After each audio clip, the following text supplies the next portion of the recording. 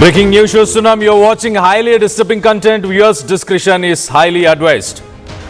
RTC సమ్మెకు బలైన కార్మికుడు ఇటు నర్సంపేట డిపో డ్రైవర్ శంకర్ గౌడ్ మృతి. నిన్న నర్సంపేటలో పెట్రోల్ పోసుకొని బలవన్ మరణానికి పాల్పడ్డాడు శంకర్ గౌడ్.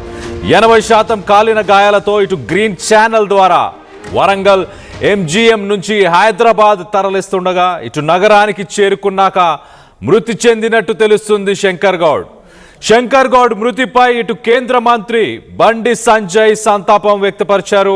ఇటు శంకర్ గౌడ్ కుటుంబ సభ్యులను పరామర్శించడానికి ఇటు నర్సంపేట బయలుదేరారు ఇటు బండి సంజయ్. శంకర్ గౌడ్ మృతితో శోక సంద్రంలో ఇటు కుటుంబం మునిగిపోయింది. ఇటు శంకర్ గౌడ్ స్వస్థలం వరంగల్ జిల్లా ఖానాపూర్. మృతుడికి ఒక పాప ఒక బాబు. మృతుని భార్య ఇటు లత, అలాగే కూతురు శ్యామిలి, కుమారుడు హేమంత్.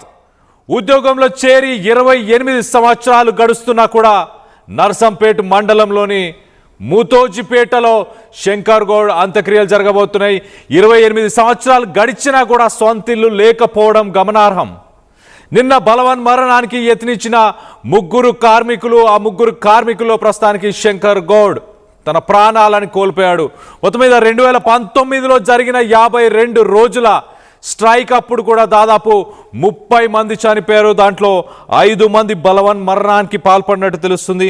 ప్రధానంగా ఆర్టీసీకి సంబంధించిన కార్మికులు తమ జీతభత్యాలను పెంచాలంటూ ఇటు 2019లో కూడా అప్పుడున్న ప్రభుత్వాలు తమ జీతభత్యాలు పెంచాలంటూ 52 రోజులు అప్పుడు కూడా వాళ్ళు స్ట్రైక్కి వెళ్ళడం జరిగింది. మరి ఈసారి స్ట్రైక్లో ఎంతమంది కార్మికుల ప్రాణాలను కోల్పోబోతున్నాం? దీనికి సంబంధించి మరింత అప్డేట్ తీసుకునే ప్రయత్నం చేద్దాం. వరంగల్ నుంచి మా ప్రతినిధి వెంకటరత్నం అందుబాటులో ఉన్నారు. వెంకటరత్నంతో మాట్లాడి తెలుసుకునే ప్రయత్నం చేద్దాం. వెంకటరత్నం, చెప్పండి, ప్రస్తుతానికి ఎలా ఉంది పరిస్థితులు అక్కడ వరంగల్ నర్సంపేటలో? శంకర్ గౌడ్ బలవన్ మరణానికి పాల్పడిన తర్వాత అసలు ప్రాణాలతో కొన ప్రాణంతో బతుకుతాడన్నటువంటి ఒక ఆశ మాత్రం కార్మిక వర్గాల్లో అలాగే కుటుంబ సభ్యుల్లో కలిగింది.